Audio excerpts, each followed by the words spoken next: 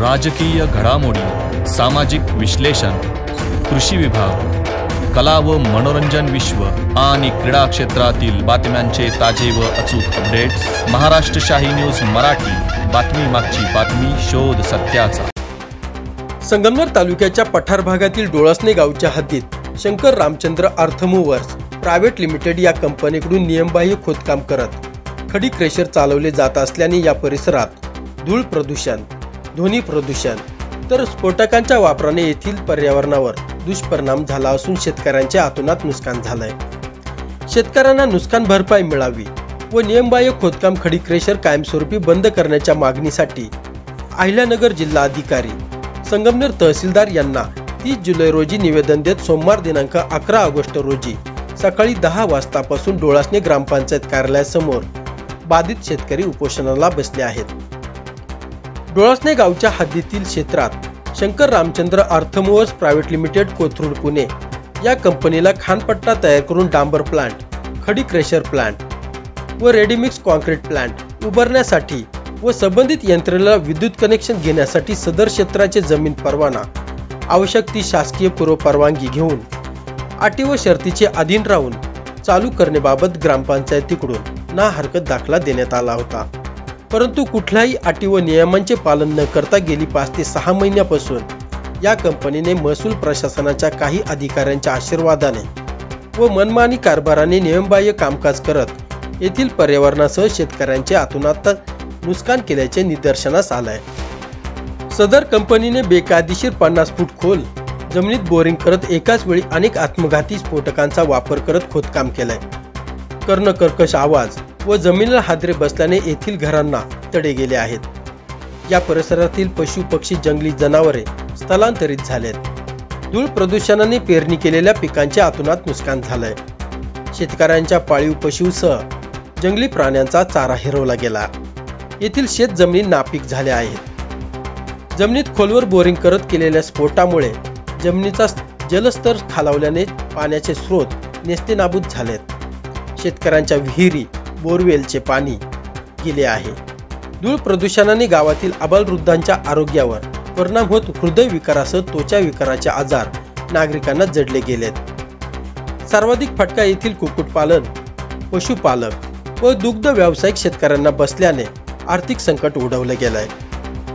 शंकर रामचंद्र अर्थ movers private limited कंपनीच्या नियमबाह्य कामाच्या संदर्भात वरिष्ठ अधिकारी, शासन व प्रशासकीय यंत्रणेच्या वेळोवेळी निदर्शनास आणून तक्रारी दिल्या गेल्या आहेत।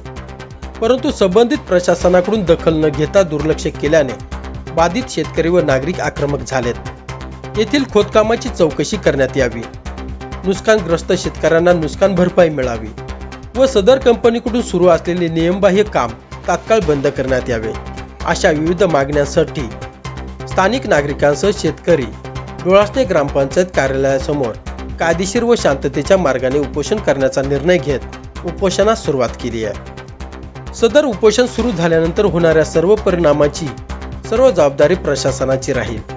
या मागण्या संबंधित प्रशासनाने गांभीर्याने न घेतल्यास सामूहिक आत्मदहनाचा इशारा शेतकरी कैलास शिंदे, कालिदास शिंदे, संजय भरत काकड, विलास काकड, संजय माधव काकड, राहुल मुके, बाळासाहेब काकड यांनी दिलाय। माझं नाव बाळासाहेब सुदाम काकड, मी डोळसणे गावचा ग्रामस्थ आहे। त्याचप्रमाणे मी डोळसणे गावच्या ग्रामपंचायतीमध्ये उपसरपंच म्हणून 5 वर्ष काम केलेलं आहे। आमच्या ग्रामपंचायतीच्या हद्दीमध्ये श्री शंकर रामचंद्र अर्थ मूव्हर्स प्रायव्हेट लिमिटेड कोथरूड या कंपनीने खडी क्रेशर, उत्खनन, सिमेंट कॉन्क्रीटचं मिक्सर वगैरे मिक्सिंग करून या ठिकाणी काम सुरू केलं। आमच्या ग्रामपंचायतीमधून त्यांनी ना हरकत प्रमाणपत्र प्राप्त केलं। त्या ना हरकत प्रमाणपत्रामध्ये ज्या अटी घालून दिलेल्या आहेत त्या अटींचं पालन न करता त्यांनी त्या परवानग्या घेतल्या की नाही त्या गेले 6 महिने ग्रामपंचायत कार्यालयात सुपूर्द केल्या नाही आणि तिथे उत्खनन करून 50 फूट खोलीचे 50-50 बोअरचा ब्लास्ट केल्यामुळे शेजारी असलेल्या पोल्ट्रीमधील राधाकिसन शिंदे यांची 4000 पक्षी गतप्राण झाले। त्याचप्रमाणे आजूबाजूच्या परिसरामधील बोरचं पाणी, बोरवेलमधून शेतकऱ्यांना जे प्यायला पाणी मिळत होतं तेही पाणी त्यातून गायब झालेलं आहे। आता प्यायला पाणीसुद्धा त्या बोरला नाही, बोर कोरडे पडलेले आहेत। त्याचप्रमाणे खडी क्रसर रात्रीच्या वेळी जोरात चालू केल्यामुळे ती धूळ आजूबाजूच्या परिसरात पसरल्यामुळे शेतकऱ्यांचं जमीन नापीक झालेली आहे आणि त्यामुळे शेतकरी बाधित झालेले आहेत। या कंपनीशी वेळोवेळी ग्रामपंचायतीच्या माध्यमातून संपर्क साधला असता गावामध्ये विशेष ग्रामसभा लावून त्या कंपनीच्या मालकाला बोलवलेले असताना सुद्धा तो कंपनीचा मालक या ठिकाणी उपस्थित झाला नाही। जाणून बुजून ते दुर्लक्ष करतात। त्यांना असं वाटतं की हे शेतकरी काय करणार आहेत, हे आर्थिकदृष्ट्या सक्षम असतील म्हणून गरिबावर अन्याय करण्याचे अधिकार यांना कायद्याने दिलेले नाहीत आणि यांनी कायद्याचं उल्लंघन केलेले यांच्यावर कायदेशीर कारवाई झालीच पाहिजे। आम्ही याबाबत लेखी गारगाव पोलीस स्टेशनला निवेदन दिलेलं आहे। या संदर्भात संगमनेरचे तहसीलदार कार्यालयामध्ये समक्ष जाऊनही त्या ठिकाणी या संदर्भात निवेदन दिलेलं आहे। त्याचप्रमाणे प्रांत अधिकारी संगमनेर या कार्यालयातही जाऊन साहेबांची प्रत्यक्ष भेट घेतलेली आहे आणि साहेबांना या गोष्टीची कल्पना दिलेली आहे। शासनाने या बेकायदेशीररित्या चाललेल्या कामावर कारवाई करावी अशी आम्ही मागणी केलेली आहे। दुसरी गोष्ट अशी की या ठिकाणी शंकर रामचंद्र अर्थ मूव्हर्स या कंपनीने त्यांच्या उत्खननाच्या शेजारीच Aditya global infra project limited या कंपनीच्या नावाखाली एक बेकायदेशीररित्या अनधिकृत ग्रामपंचायतीची कुठलीही परवानगी न घेता खडी क्रशर मशीन आणून ठेवलेलं आहे आणि त्या मशीनमधून जी धूळ होते त्यामुळे आता त्या ठिकाणी 2 मशीन चालू झाल्यात आणि त्यामुळे आजूबाजूचा परिसर धुळीमुळे जमीन नापीक झालेली आहे। ग्रामस्थांचं असं म्हणणं आहे की जे बाधित शेतकरी आहेत त्यांच्या पिकाचं नुकसान झालंय, नापीक झालेले आहेत आणि ह्या कंपनीच्या अनधिकृत कामामुळे शेतकऱ्यांचं नुकसान भरपाई त्या शेतकऱ्यांना मिळावी अशी ग्रामस्थांची मागणी आहे। आणि म्हणून आज या ठिकाणी आम्ही 6 जण आम्ही ती नावं प्रांत साहेबांना, कलेक्टर साहेबांना कळवलेली आहेत। आम्ही आज उपोषणाला बसलेलो आहोत आणि आमचा हा उपोषणाचा पहिला दिवस आहे। आम्हाला न्याय मिळत नाही तोपर्यंत आम्ही आमचं उपोषण थांबवणार नाही आणि ते बेकायदेशीर काम जर बंद केलं नाही तर आणि ह्या आमच्या उपोषणाला जर हिंसक वळण लागलं तर याला प्रशासन जबाबदार राहील।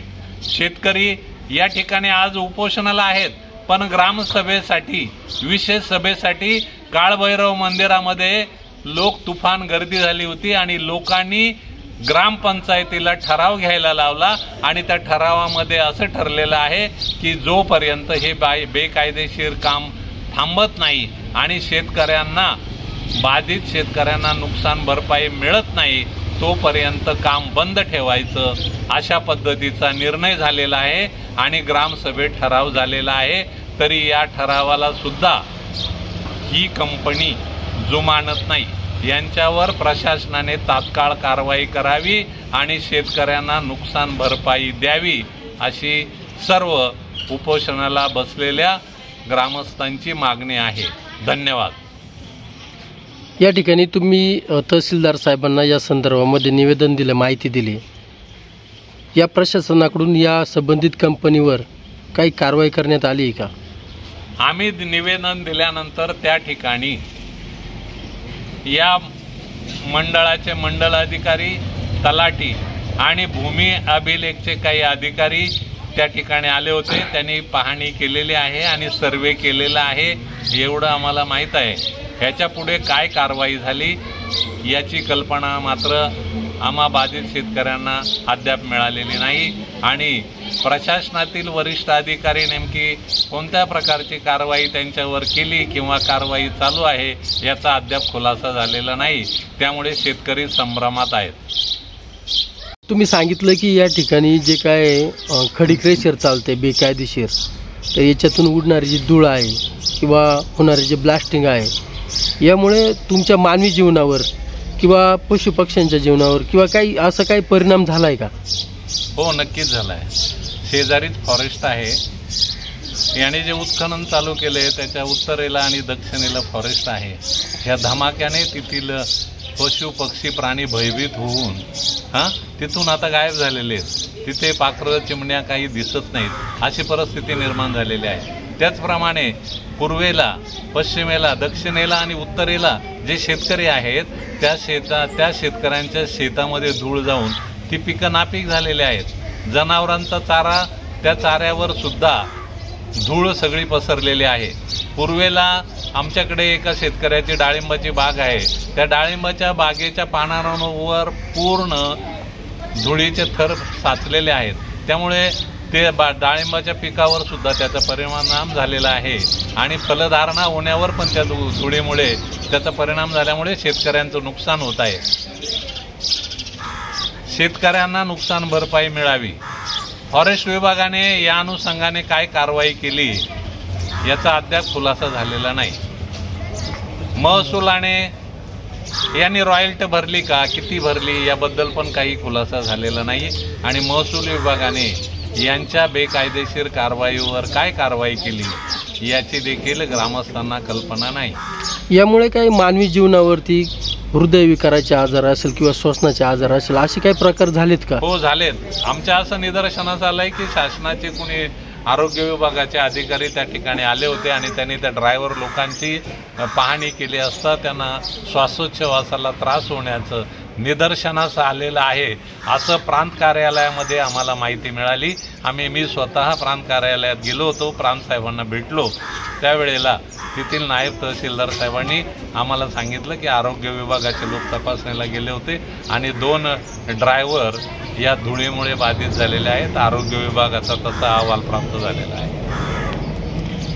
आता हे तुम्हाला जे काही शेतकऱ्यांच्या मागण्या आहेत या पूर्ण होईपर्यंत तुमचं उपोषण चालू राहणार आहे? हो, आम्ही शेतकऱ्यांच्या मागण्या पूर्ण होईपर्यंत आम्ही आमचं उपोषण चालू ठेवणार आहोत आणि शासनाने जर निर्णय नाही घेतला तर आमचे शेतकरी आत्मदहन करण्याच्या पवित्र्यात आहेत. त्या जागेवर जाऊन आत्मदहन करणार आहे.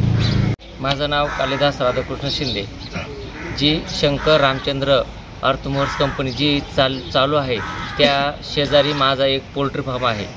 ज्या दिवशी पहिल्या दिवशी त्या रात्री पक्षी आल्यानंतर त्या कंपनीची ज्यावेळेस ब्लास्टिंग झाली त्याच दिवशी पहिल्याच रात्री माझे सुमारे 2500 नंतर 1500 असे पक्षी गतप्राण झालेत. म्हणजे 4000? हो, टोटल 4000 पक्षी माझे आतापर्यंत गतप्राण झाले आहेत. मी त्या कंपनीला वारंवार सांगितले की तुम्ही माझ्या पक्ष्यांची जे मृत पक्षी आहेत त्यांनी तुम्ही पंचनामा करण्यात यावी, पण त्यांनी उलट मला अरेरावी करून मला तिथून हकालपट्टी त्यांनी केलेली आहे. तुमची जी नुकसान झाली आहे याबाबत काही तुम्हाला त्यांनी काही आश्वासन वगैरे दिले का? हो, त्यांनी मला आश्वासन असं दिले होते की आपण म्हणजे येत्या सोमवारी तुमची मीटिंग घेऊ, तुम्हाला बोलून घेतो आम्ही. पण त्यांनी नंतर आम्हाला असेच वरच्यावर उत्तरं देऊन त्यांनी अजूनपर्यंत माझी काही मुलाखत घेतली नाही किंवा मी त्यांना हे पण सांगितलं की तुम्ही ग्रामपंचायतमध्ये येऊन आपण त्या गोष्टीवर चर्चा करूयात, पण त्यांनी अजूनही ग्रामपंचायतची दरवाजा ओलांडलेला नाही आहे. जे खडी क्रेशर आहे ते तुमच्या शेडच्या जवळ आहे का? हो, एक 500 ते 600 फुटापर्यंतचे. या खडी क्रेशर बसून तुमच्या जीवनावरती किंवा इतर काही परिणाम झाला आहे का? जीवनावरती म्हणजे आज माझ्या त्या फार्ममध्ये 2 कामगार आहेत. त्या कामगारांना सुद्धा त्या ब्लास्टिंगचा किंवा त्या धुळीचा आज त्रास होत आहे आणि त्या गोष्टीमुळे त्यांचं आज जे काम हवं आहे ते काम त्यांच्याकडून पूर्णपणे होत नाही. आता तुमचं? माझं नाव विलास भरत काकर. मी या डोळसने गावचाच रहिवासी आहे आणि त्या कंपनीच्या लगत जवळच अंतरावर आमचा एक बोर पण आहे. जवळजवळ 25 वर्ष झाले त्या बोरचं पाणी कधी कमी होत नव्हतं आणि कंपनीमुळे जे बोर कॉस्टिंग करतात 50-50 फूट खोल बोर मारतात आणि ते एकाच वेळी 50-60 बोर उडवतात. त्या हादऱ्यामुळे अक्षरशः पाणीच गेलं. आता एक हांडासुद्धा पाणी निघत नाही. बोर उडवतात म्हणजे ब्लास्टिंग करतात. ब्लास्टिंग करतात. म्हणजे जे स्फोटक आहे त्यांचा वापर केला जातोय त्या ठिकाणी. अतिप्रमाणात वापर केला जातो. त्या स्फोटकांमुळे काही तुम्हाला त्रास वगैरे, काही घरांचे नुकसान किंवा पिकाची काही नुकसान झाली आहे का? पिकांची पण नुकसान झालेली आहे आणि घराचे पण तडे गेलेले घरांना. माझी त्या कंपनीपासून थोडी लांब शेती आहे. 5 एकर माझी बागायती पूर्ण 12 महिने शेती आहे. त्याच्यात माझे 600 झाडं डाळिंबाचे आहेत आणि 4थ्या वर्षाला पीक होतं माझं. परंतु ह्या धुळीनं पूर्ण फळांवरती, या आपल्या फुलांवरती वगैरे धूळ बसून पूर्ण फुलगळ होऊन गेली माझी. कंपनीच्या माणसांनी येऊन पण दाखवलं होतं, पण त्यांनी कुठलाही मला रिस्पॉन्स दिला नाही. साधारण किती रुपयांची तुमचे नुकसान झाले असेल? माझी 10 ते 12 टन मालाची नुकसान आहे. आजच्या मितीने धरलं तर कमीत कमी 10-12 लाखाची नुकसान आहे माझी. या संदर्भात तुम्ही त्या कंपनीकडे काही तक्रार वगैरे केली होती का? त्यांचे माणसं आले त्यांनी बघायला. किंवा तुम्ही तहसील प्रशासनाला काही तक्रार केली होती का? अर्ज दिलेले आहेत मी, पण त्या अर्जांचा काही विचार झाला नाही? काही नाही विचार झाला. त्यांनी माणसं पाठवली होती, पण आत्ता माणसं पाठवली पंचनामा करायला. आता कुठल्याही प्रकारची धूळ नाही आहे. उन्हाळ्यात धूळ असते, आता पावसाने धुवून गेलेली. म्हणजे पंचनामा करायला तुम्ही उपोषणाला बसल्यानंतर पाठवली का आधी पाठवली? अगोदर. हे सगळं काही विचार झाला नाही म्हणून आम्ही शेवटचा पर्याय हा उपोषणाचा केला. मग आता ते पंचनाम्यानंतर देखील तहसील कार्यालयाने किंवा महसूल विभागाने त्यांच्यावरती काही कारवाई केली नाही केली. संदर्भ असा आहे की आपलं त्या कंपनी शेजारी 10 एकर क्षेत्र आहे. ती कंपनी झाल्यापासून महाक्षेत्र, सदर क्षेत्र, सर्व क्षेत्र पडीकी. कारण त्यांचे ते इतका धुरोडा वगैरे इतका आहे का, कारण आपले ते त्यांचं ते मशीन आहे त्याच्या 50 फुटा अंतरावर माझं क्षेत्र आहे पूर्ण. तर ते गायसुद्धा ते चारा खाती नाही, इतकी धूळ आहे माझ्या वावरात. किती जनावर आहे तुमच्याकडे? गाय माझ्याकडे 4 गाय आहे, 15 शेळ्या आहे. मग आता त्यांची चाऱ्याची काय व्यवस्था आहे सध्या? चाऱ्याची अशी व्यवस्था केली की मी दुसरी एक रान विकत घेतले चाऱ्यासाठी. विकत घेतलं की खंडाने घेतलं? खंडाने घेतलेले. आणि चारा बनवला, जनावर सगळे चारतो. म्हणजे हे जे क्षेत्र आहे या खडी क्रेशरमुळे तुमचं आता सध्या नापीक आहे? पूर्ण नापीक आहे. म्हणजे ही जी वर्षाची तुमची किती रुपयाची नुकसान आणि किती दिवसापासून हे माझी 1 वर्षापासून ही नुकसान आहे. कमीत कमी वर्षाची 5 ते 6 लाख रुपयाची नुकसान आहे. महाराष्ट्र शाही न्यूज मराठी, बातमी मागची बातमी, शोध सत्याचा.